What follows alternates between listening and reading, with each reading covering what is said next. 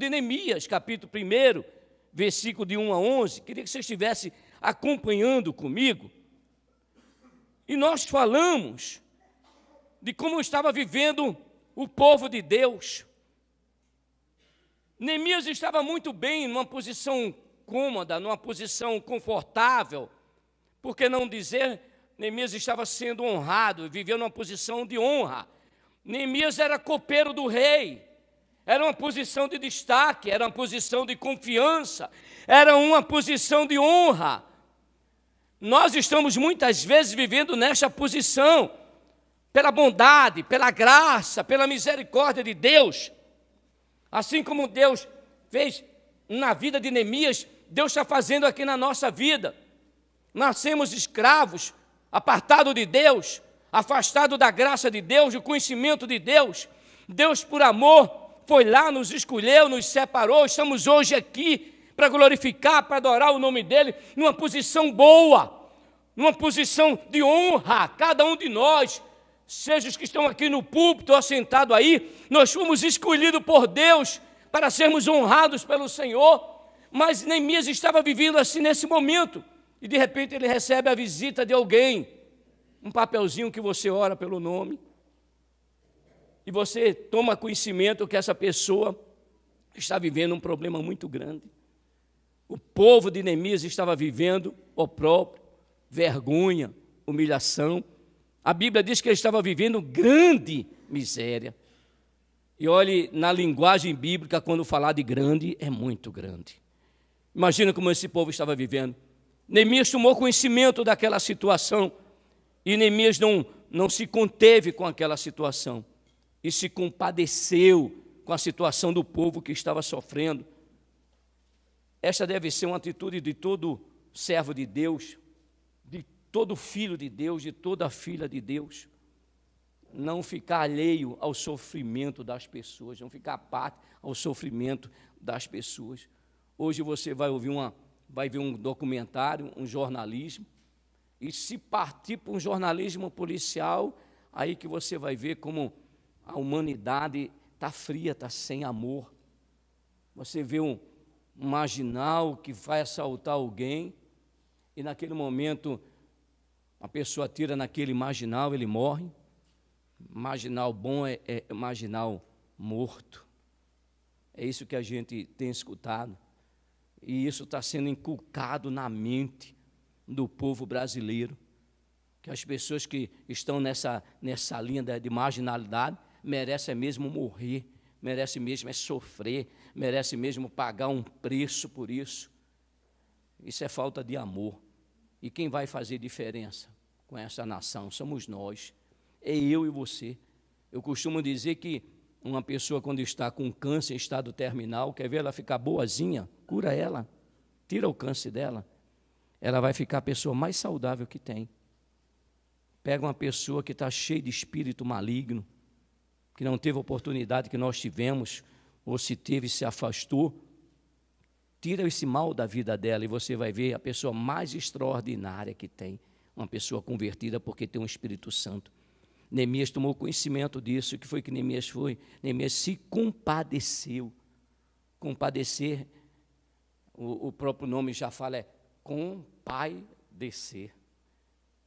É você ter o sentimento que um pai tem pelo filho, que uma mãe tem pelo filho, quando vê que ele estava perdido. Neemias tomou conhecimento e agiu, e ele se compadeceu. Nós falamos sobre isso na ministração passada.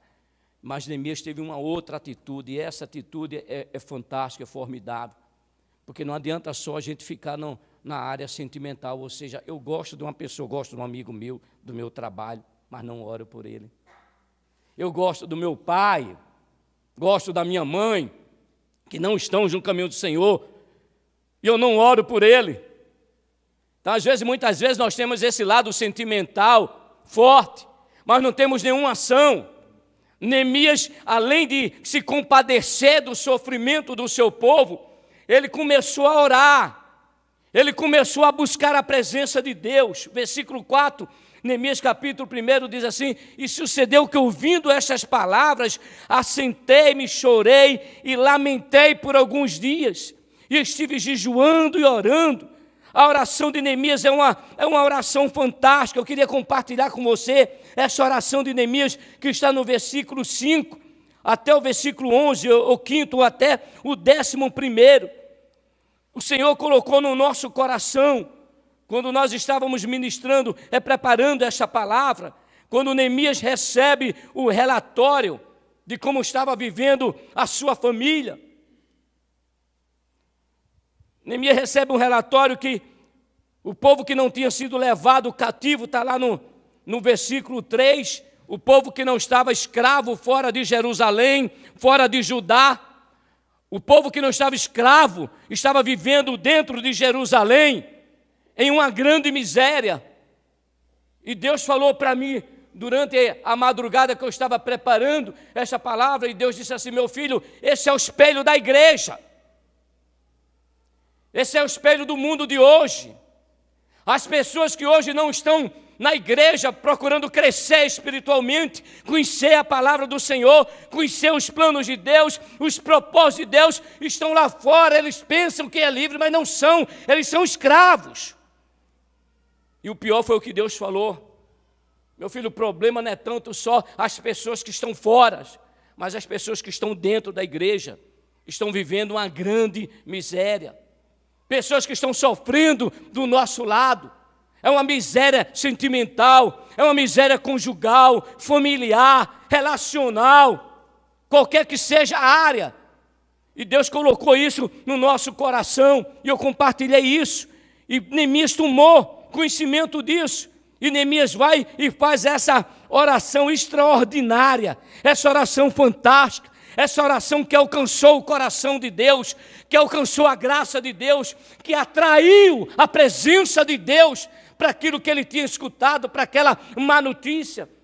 Meu querido, nós vivemos num mundo que jaz o maligno. Más notícias vão fazer parte, infelizmente, da nossa vida.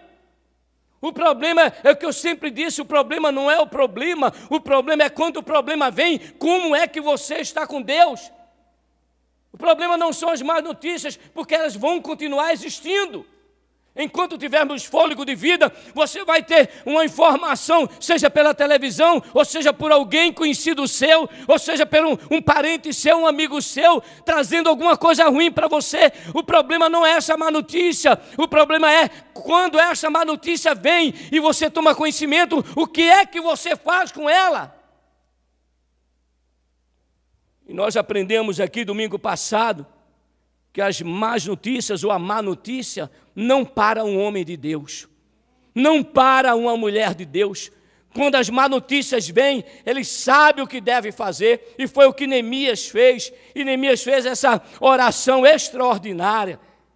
Para chegar a esse ponto dessa oração, dá para se ver, dá para ter o entendimento de como era o relacionamento de Neemias com Deus. E Neemias começa a oração dizendo o seguinte: ah, Senhor, Deus dos céus, versículo 5, Deus grande e temível, que guarda a aliança e a misericórdia para com aqueles que te amam e guardam os teus mandamentos. Ele começa logo exaltando a grandeza de Deus. Ele começa logo declarando que Deus é grande. Ele acaba de receber uma má notícia, uma notícia triste, uma notícia difícil, uma notícia que humanamente era impossível resolver, humanamente, quando a pessoa vive mais pela carne.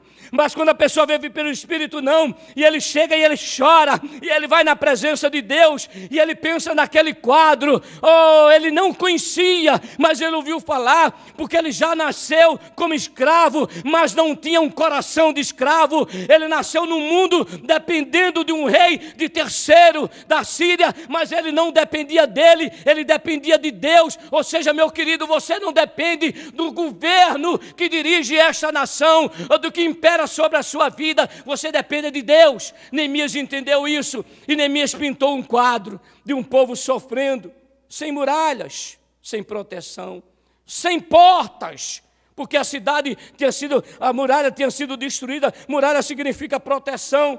Sem portas, portas significa justiça. Era nas portas das cidades que os anciãos se sentavam para julgar a cidade, para julgar o povo. Ou seja, era uma cidade, era um povo que estava vivendo sem proteção, sem justiça. Será que tem alguma coisa a ver com o que nós estamos vivendo? E era um povo que estava vivendo, além de sem proteção, sem justiça, vivendo opróbrio, vergonha, humilhação, uma grande miséria. Neemias tinha esse quadro muito claro na vida dele. O sofrimento do povo, a grandeza do sofrimento. Neemias chega para Deus e diz: Deus, grande é o Senhor. O Senhor é grande.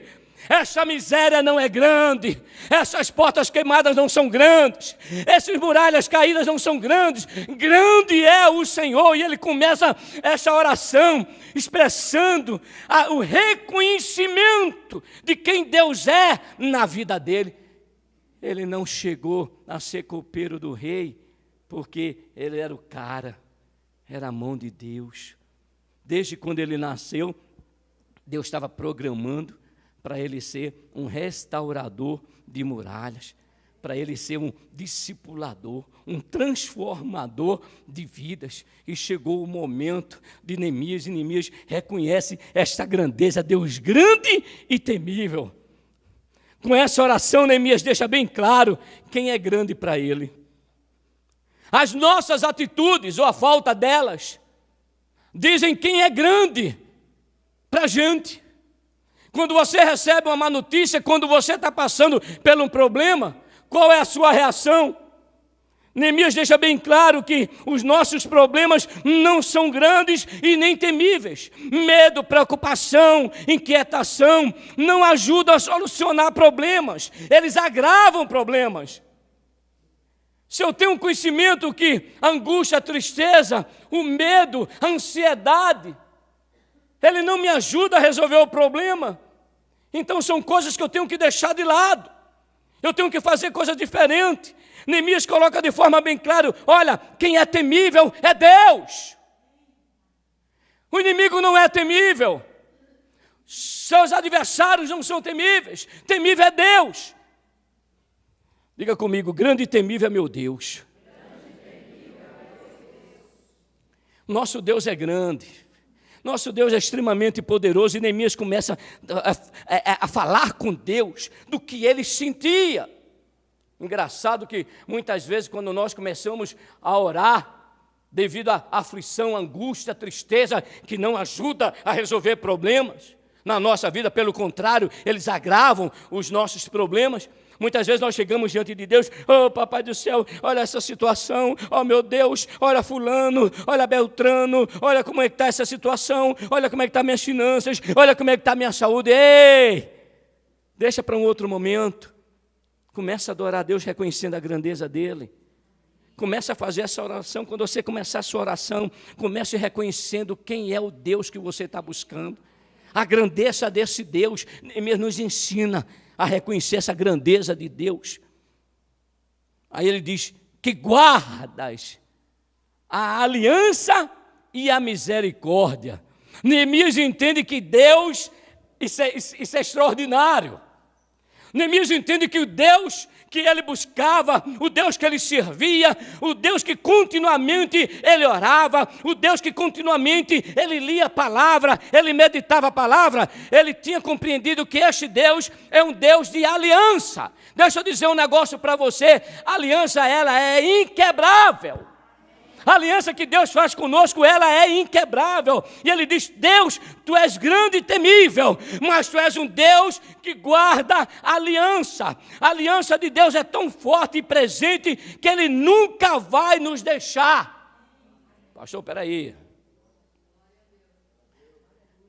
E ele deixou o povo de Israel? Não. Quando você lê a palavra do Senhor, ele não deixou o povo de Israel.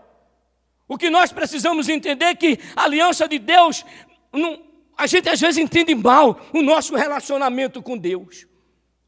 E muitas vezes, por causa desse entendimento errado, a gente termina reproduzindo esse entendimento errado.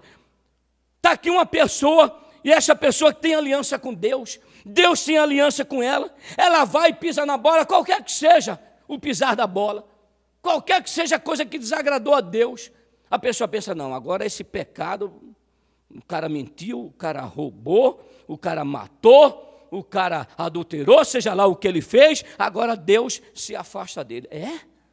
É ruim, é? Abre comigo Isaías 43, você precisa se relacionar com esse Deus da Bíblia, você precisa relacionar com esse Deus fantástico. Diz assim, mas agora sim diz o Senhor, que te criou Jacó, e que te formou, ó Israel, não temas porque eu te remi, chamei pelo teu nome, tu és meu. A sua iniquidade não separa. Escuta só, não estou contrariando a palavra de Deus, que as nossas iniquidades não separam nós de Deus, a ponto de Deus não ouvir a nossa oração. Não, vamos chegar a esse momento. As nossas iniquidades afastam. O que é iniquidade, meu querido? Iniquidade é o pecado que você pratica e que você está pouco se lixando. Você continua praticando aquele pecado. Você sabe que isso desagrada a Deus, mas você não reconhece que aquilo é pecado na sua vida. Isso torna-se iniquidade. Aí isso sim afasta de Deus, mas você pisou na bola, você errou, você está passando por uma situação, Deus diz aqui, ó, quando passares pelas águas, eu serei contigo, quando pelos rios, ele não te submergirá. Deus está dizendo isso para quem? Para o povo dele que estava escravo, para o povo dele que estava afastado, que tinha esquecido os princípios de Deus. Deus estava dizendo, eu não esqueci de você, se você passar pela água, eu estarei contigo, ela não vai submergir você. Se você passar pelo fogo, eu estarei contigo, a chama não vai arder em você. Deus é Deus de aliança. É um Deus de aliança, aleluia por isso. Se não fosse essa aliança de Deus nas nossas vidas, nós seríamos destruídos, consumidos. Neemias entendeu isso, o significado de aliança. Você quer ver uma pessoa que entendeu o significado de aliança? Sem experiência de guerra, sem maturidade, não tinha tempo de vida para adquirir experiência. Um simples pastor de ovelha. 1 Samuel capítulo 17 traz o confronto de Golias contra o povo de Deus. Na verdade, de Satanás contra o povo de Deus. Golias se levanta, 40 dias, 2 vezes ao dia, chega lá para o povo de Deus. Tem macho aí? Se tiver macho, vem um homem só e lute comigo. Se ele me vencer, olha o que a Bíblia traz de revelação para a gente. Se ele me vencer, ele vai dominar sobre mim. Mas se eu vencer ele, eu vou dominar sobre ele. A Bíblia diz que aquele que é vencido se torna escravo do vencedor. Aí tinha um rei, Saul, já tinha passado por algumas batalhas, tinha todo o exército de Israel, que quando viu o tamanho do homem, alguns estudiosos dizem que é 2,98 metros, outros 2,96 metros. O cara é grande. Todo mundo olhou para ele, os soldados do exército do Deus vivo. Olhou para aquele gigante, quando ele chamava para o confronto, a Bíblia diz que eles temiam muito, e cada um ia para a sua casa com medo da batalha. Nenhum desses homens, povo de Israel, tinha entendido que o Deus dele era grande. Nenhum desses tinha entendido a aliança que Deus tinha com eles. Saul tinha esquecido que Deus é um Deus de aliança. Saul tinha esquecido que o Deus que ungiu ele, que foi Deus que mandou ungir ele, era um Deus grande e temível. Aí vem um menino, 17 anos, alguns estudiosos falam nessa idade, vai lá, vê aquela vergonha, aquela humilhação que o povo de Deus estava passando. Sabe o que é que ele diz? Resumindo essa história, quem é? O cara não diminuiu porque ele chegou, não. Chegou um menino, 17 anos, e o cara é de 2,98 metros, não diminuiu, não. Ele não ficou um anão raquítico, não. Ele continuou com 2,98 metros, com toda aquela armadura dele. Aí chega um menino de 17 anos, que conhecia o Deus dele. Ele não via falar do Deus dele, ele conhecia o Deus dele, ele se relacionava com esse Deus. Ele sabia quem era esse Deus, ele sabia que este Deus é que era grande, o Deus dele era grande, ele sabia que o Deus dele era temível, e ele sabia que este Deus tinha escolhido ele e tinha feito uma aliança com ele. Aí chega Davi lá para aquele gigante, vou parafrasear aqui, rapaz, tu acha que tu é gigante? Acorda, cara, tu é doido, gigante é meu Deus. Gigante é o Senhor, e tu vem aí falando com uma mulher histérica, parece uma Vitalina histérica aí, falando aí, afrontando o exército de Deus vivo.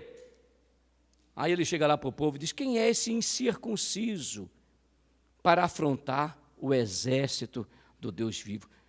O que é que Davi estava dizendo? Esse cara não tem aliança com Deus. Ele podia ter 200 metros de altura, 298, multiplica isso aí. Ele podia ter 298 metros. Ele não tem aliança com Deus. Eu tenho aliança com Deus. E quando nós entendemos que nós temos aliança com Deus, as nossas batalhas não são nossas. As nossas batalhas são de Deus. As nossas lutas não são nossas, os nossos problemas não são nossos. Qual é o nosso problema? Nós esquecemos quem Deus é.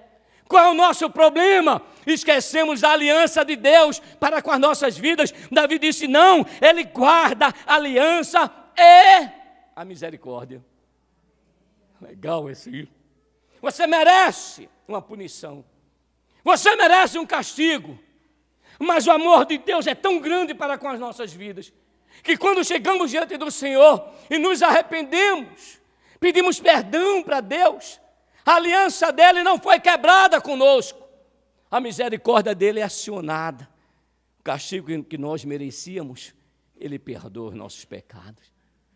Neemias entendeu este processo, e Neemias começou a restaurar a muralha. Eu gosto de Neemias como um discipulador, como um restaurador de muralha, o restaurador de muralha, o discipulador, ele não descansa e nem dá descanso a Deus.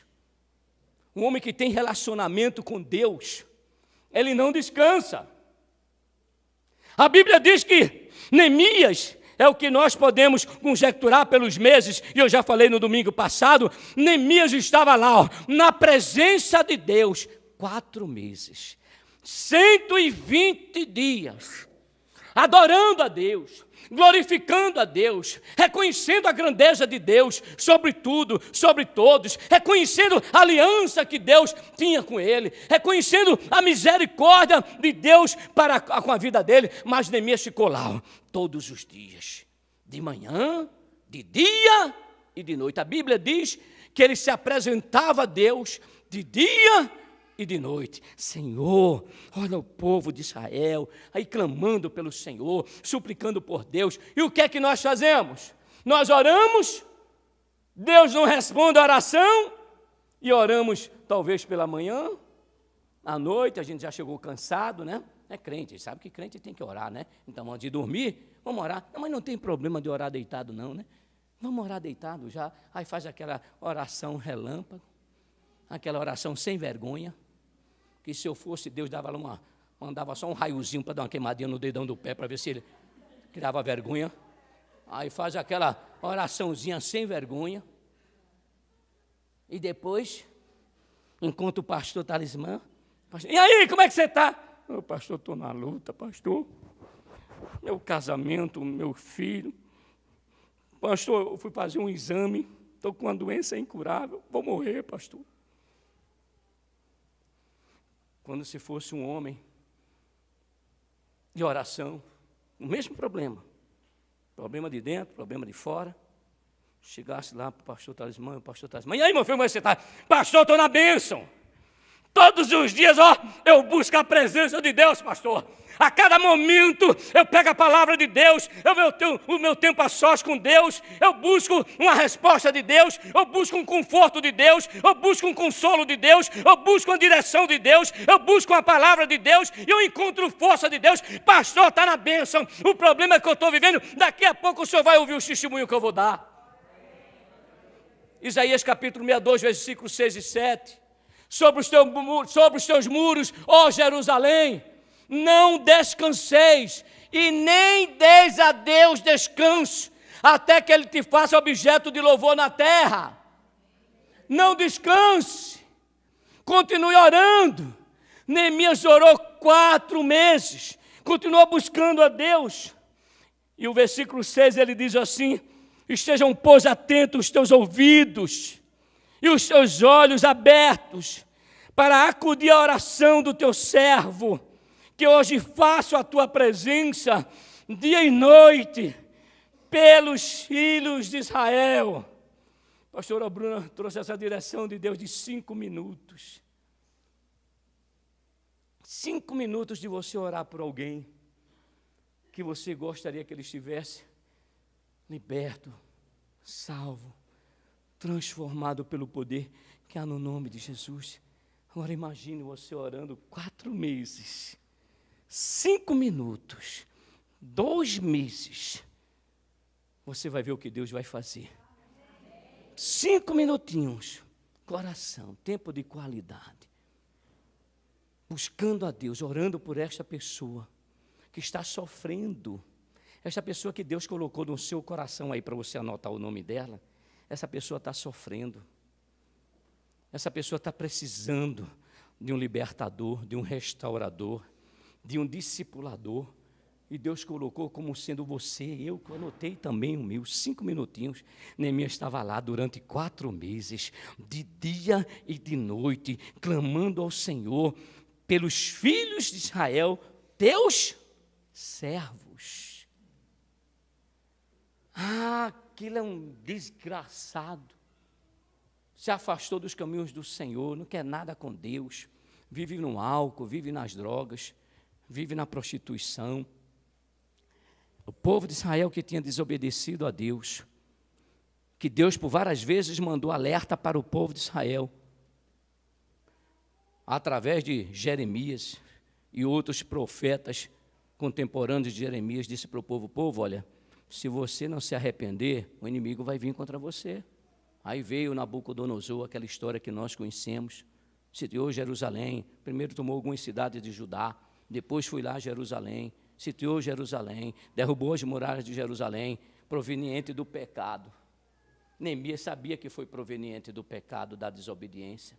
Mas Neemias na oração disse, Senhor, eles são os teus servos. Não sei quem você colocou no seu pedido aí para você orar. Talvez você esteja orando por alguém que um dia foi servo de Papai do Céu, foi servo de Papai do Céu. Mas a oração que você deve colocar diante de Deus é como Neemias colocou, Senhor, ele é teu servo. Comece a ver ele como servo de Deus, comece a vê-la como um servo de Deus, porque eu faço oração pelos filhos de Israel e faço confissão pelos pecados dos filhos de Israel, o qual temos cometido. Oh Senhor, aquele desgraçado até que merece esse castigo, ele me fez tanto mal, ele me desonrou, ele me envergonhou, ele me humilhou, ele me fez mal. Tem oração de crente, eu já vi oração de crente, quando está realmente sendo transparente, ele ora o pecado dos outros, é o pecado dele, é dele, Senhor. Ele é que é o sem vergonho, ele é que errou. Neemias diz assim, não, Senhor, eu faço confissão pelos pecados dos filhos de Israel, os quais temos cometido. Deixa eu dizer um negócio para você que me veio à minha mente. Nós conhecemos aquela história de Isaías. Isaías no capítulo 6. Nós citamos aqui, eis-me aqui, Senhor, envia-me a mim. Aquele encontro de Isaías, quando ele viu os céus abertos, a glória de Deus, a visão de Isaías e o seu chamamento. Vocês estão lembrados disso? Deus permite que ele conheça e veja a glória de Deus. E ele entra na presença de Deus e diz aquela coisa extraordinária, mas quer que eu diga um negócio a você? Pega a tua paginazinha, volta um pouquinho, vai lá para o capítulo 5, tu vai ver como era Neemias, como era Isaías. Ai do que juntam casa para si, ai dos que levam ou levaram pela manhã e seguem a bebedice. Ai dos que puxam para si a iniquidade com cordas de injustiça e pecado. Ai dos que chamam mal por bem. Estava lá o profeta orando. Ai dos que são sábios aos seus próprios olhos e prudentes aos seus próprios conceitos. E ele sai dizendo os ais de Deus sobre a vida dos pecaminosos. Isso antes dele entrar na presença de Deus. Quando ele entra na presença de Deus, e Deus manifesta a glória dele, ele disse: ai de mim, sou pecador, habito num povo de lábios impuros, meus lábios também são impuros, e os meus olhos viram a Deus. Enquanto você vai saber se a pessoa realmente está na presença de Deus ou não, por uma simples oração. Porque na hora que nós entramos na presença de Deus, nós reconhecemos o nosso estado pequenino. Isaías, Neemias reconheceu. E deixa eu dizer um negócio para você, meu querido. A oração que você fizer tem que ser uma oração contínua, até Deus dar resposta para você. Deixa eu dizer um negócio para você. Oração é o começo da transformação. Oração é o começo da mudança. O restaurador de muralhas, o discipulador reconhece que a origem do problema é pecado. Geralmente, consequências dessa grandeza têm origem no pecado. A miséria, as muralhas caídas. Mas ele faz esta oração: temos procedido, Senhor. Temos procedido de todos corruptamente contra ti e não temos guardado os teus mandamentos. Agora ele tem um negócio que muitos crentes precisam fazer, os restauradores precisam fazer. Muitas vezes nós ficamos só no campo da oração. E oração é nada mais, nada menos. Se você pegar a palavra oração, você vai ver, é orar com ação. Precisamos agir. Olha a oração de Neemias, no versículo 11. Ah, Senhor, estejam, pois, atentos os teus ouvidos à oração do teu servo e a dos teus servos que se agradam de temer o teu nome. Concede que eu seja bem-sucedido hoje, o teu servo, e dá-lhe mercê perante este homem, perante um rei ímpio, um rei incircunciso. Neste tempo, eu era copeiro do rei. Temos que orar sim, precisamos orar sim, devemos orar sim, mas nós precisamos agir. Ah, Deus, eu queria um emprego, Senhor. Eu quero, Senhor, meu Deus, aumentar o faturamento da minha empresa. Senhor, Tu és o Deus da provisão. O Senhor fala, pedi e dar-se-vos-á. Buscai e achareis. Deus, Tu és o Deus da provisão. A Tua palavra diz que o Senhor veio para me dar vida abundante. Então, Senhor, prospera o meu caminho. É assim não, meu querido. Você faz essa oração e vai para o campo. E vai trabalhar. Neemias disse assim: Deus, prospera o Teu servo, que vai ao rei, e que ele ache graça aos olhos do rei. Todas as vezes que nós oramos, temos que agir. Não é só ficar no campo da emoção, tem que ir para o campo da ação. Sair só do campo natural para o campo espiritual e agir. Concede que seja bem sucedido hoje o teu servo e dá-lhe mercê perante este homem. Provérbio capítulo 21, versículo 1. Como ribeiros de águas, assim é o coração do rei na mão do Senhor. Este, segundo o seu querer, o inclina. Será que você dá para entender o tamanho do poder que você tem? Você é empresário. Você dá para ter uma ideia do poder que você tem? Deus diz que um coração de um rei está na mão dele, na mão. E Deus pode usar esse rei para ser benevolente, gracioso, bondoso, abençoador, para quem ele quiser. O rei está na mão de Deus e Deus pode direcionar para quem ele quiser. Já pensou, você, empresário, você tendo esse entendimento, que as empresas que você precisa conquistar, os clientes que você precisa conquistar, aí, Xande, os clientes que você precisa conquistar, está tudo na mão de Deus. E na hora que você orar, Deus vai colocar ele na sua direção. Eu vivi essa experiência por muito tempo. Eu orava e eu ia buscar e de repente achava graça. Eu era convidado por outros gerentes, vem cá, vamos visitar uma empresa ali comigo. Eu quero visitar uma empresa com você, porque eu visitava e trazia negócio, ele visitava e não trazia negócio. Mas eu dizia, até uma dessas pessoas eu estou orando, está no meu papelzinho aí para orar. Vamos lá comigo, vamos lá visitar uma empresa. Agora, o que é que eu fazia antes? Eu orava.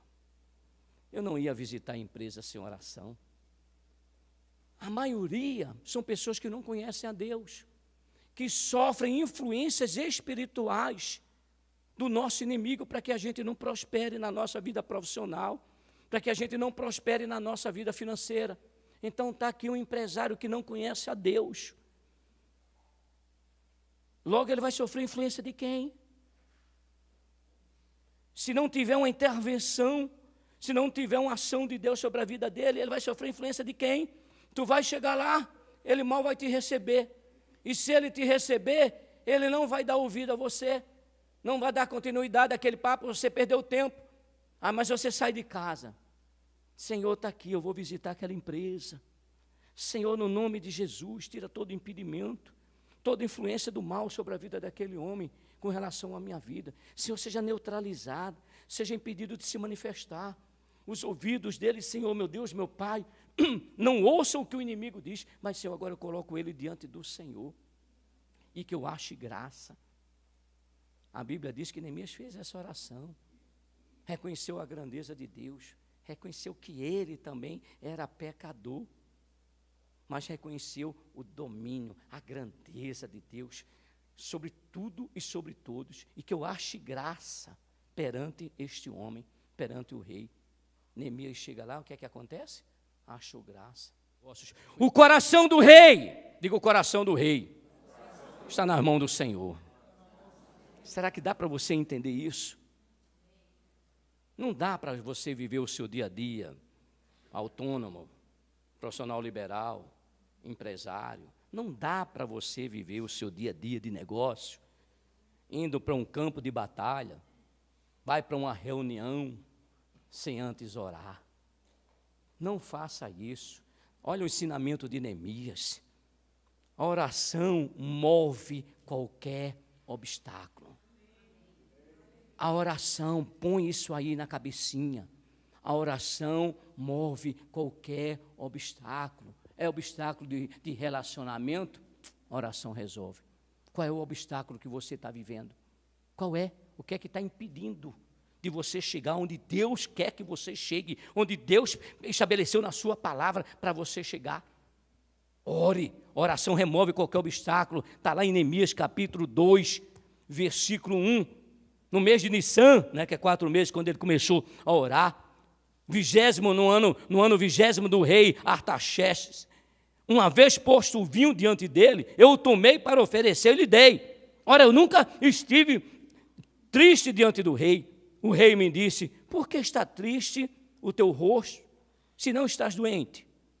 Você, meu querido, que conversa é essa de tu estar me servindo triste? A minha vida está na tua mão. Eu só como o que tu experimenta. Eu só bebo o que tu experimenta. Tu é o meu homem de confiança.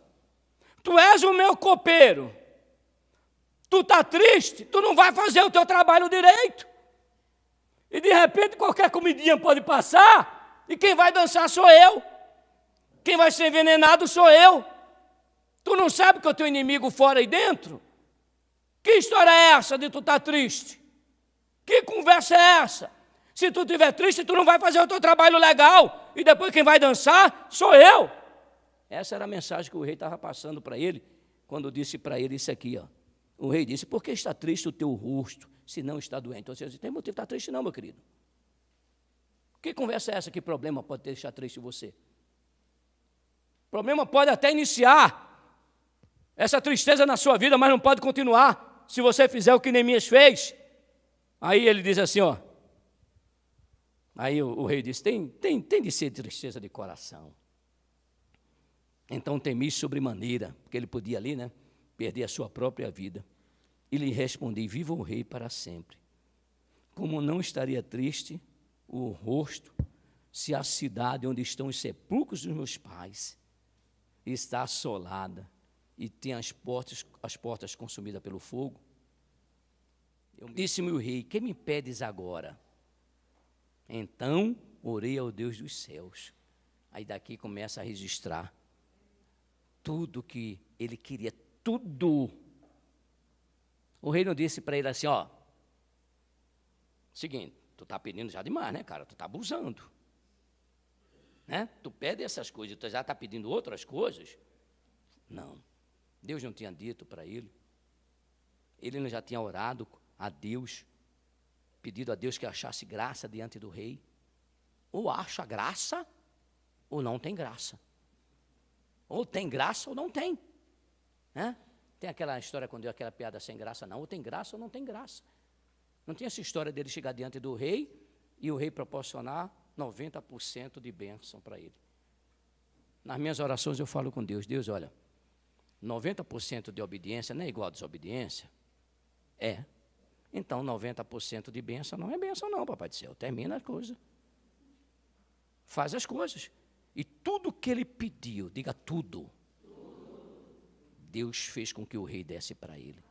Tudo!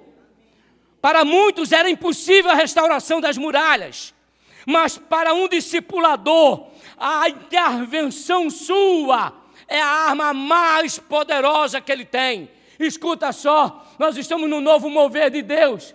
Cada um de nós seremos discipuladores. E quando você olhar para alguém, não pense que é impossível a restauração dele. É não, porque você vai estar orando a Deus pela vida dele. E quando você estiver orando pela vida dele, tudo é possível. Diga, tudo é possível. Aleluia. Para muitos era impossível a restauração, mas para um discipulador, a intervenção, a oração intercessória nisso, é uma arma poderosa. O que Neemias fez aqui foi oração intercessória. Nós vimos aqui a pastora Bruna falar sobre o seminário. Pastor, eu oro por fulano há 10 anos. E ele nada de se converter. Eu oro por fulano há 20 anos. E nada dele deixar drogas. Aí eu escuto. E depois eu digo: diz para mim como é que você ora. Ah, Deus, olha meu marido, olha minha esposa, olha meu filho, seja qual for a situação diversa e crítica que ele está vivendo. Senhor, tem misericórdia, liberta. Senhor, tem misericórdia, salva. Eu digo: é mesmo? É assim que tu ora? É.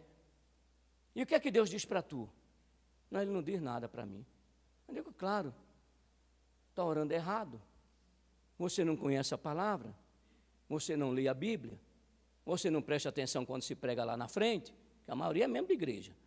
Aí por isso que você está orando errado. Pega Jeremias capítulo 1, abre aí, eu pego a Bíblia, manda ele abrir, vê o que é que está no versículo 10, Deus te diz: hoje que eu te constituo sobre rei de nações, para arrancar, arruinar, derrubar e destruir, para plantar e edificar. Qual é a sequência de Deus? Primeiro você limpa o terreno, depois você planta. E o que é que nós fazemos? Plantamos, sem limpar o terreno. E depois: Deus, tu não é fiel, a tua palavra não é poderosa. Mas Deus não te orientou, mané, a plantar direito? E por que não faz as coisas direito? Aí fica trazendo só vergonha para Deus. Porque enquanto a glória de Deus não é manifestada na nossa vida por causa da gente, o nome do Senhor é envergonhado. Eu quero ver alguém aceitar Jesus com uma vida desgraçada, miserável que tu tem. Vai pregar o evangelho e vai dizer: meu filho, olha a tua vida. Olha a tua vida. Porque o diabo vai chegar para ele e dizer: ó, pergunta para ele como é que está a vida dele. Era impossível. 120 anos de grande miséria e opróbrio. Neemias olha para aquele problema e disse: sei como resolver. O cara que tem relacionamento com Deus, a pessoa que tem experiência com Deus, pastor, ele sabe como resolver o problema. Ele vai diante de Deus, ele glorifica o nome do Senhor, ele exalta o nome do Senhor. Olha o que Neemias fez: eu sei como resolver esse problema, eu vou falar com quem pode. Eu vou falar com quem pode. Você não pode fazer nada. Jesus já disse, ó, sem mim nada podeis fazer. Neemias olha para aquele problema e disse, eu sei como resolver, vou falar com quem pode. E durante 4 meses, dia e noite, ele estava ali orando, clamando, glorificando, exaltando a Deus, fazendo confissão dos seus pecados, confissão do pecado do seu povo, e pedindo graça, pedindo misericórdia, pedindo compaixão a Deus. Neemias era um motivador. E eu quero encerrar com essa passagem. Neemias era um motivador. Várias são as razões pelas quais uma pessoa pode motivar outra pessoa. Neemias motivou por amor. Neemias motivou porque conhecia a Deus. Neemias motivou porque era um homem de oração. Neemias motivou porque era um homem que conhecia a palavra de Deus e orava. E como consequência, como resultado, é natural. Gente, é natural. Quando nós fazemos as coisas que Deus nos orienta a fazer, as consequências vêm, ou seja, o resultado, ele é natural. Ele tinha fé. E por consequência da fé, o seu coração estava firme, confiando no Senhor. Está lá em Salmo 112, versículo 7. A motivação tem uma relação estreita com a fé. Todas as vezes que você se sentir desmotivado em alguma situação da sua vida, sua fé está pequena, sua fé está estremecida. Todas as vezes que você entra em conflito, seja com você, ou seja com terceiro, olha o que o Senhor colocou no meu coração durante o estudo. Neemias era um homem que conhecia a palavra de Deus e orava, e por consequência ele tinha fé, e por consequência da fé o seu coração estava firme e confiante no Senhor. A motivação tem uma relação estreita com a fé, pois pela fé somos motivados e motivamos as pessoas a crer no impossível. Se eu não estou motivado, pastor, eu não consigo motivar ninguém. Se eu não estou motivado, eu não consigo crer no impossível. Se eu não estou motivado, eu não consigo repassar, transmitir, eu não consigo motivar ninguém a crer no impossível. A motivação tem uma relação estreita com a fé, pois pela fé somos motivados e motivamos as pessoas a crer no impossível. Hebreus capítulo 11, versículo 1. A melhor maneira de se motivar é motivar alguém.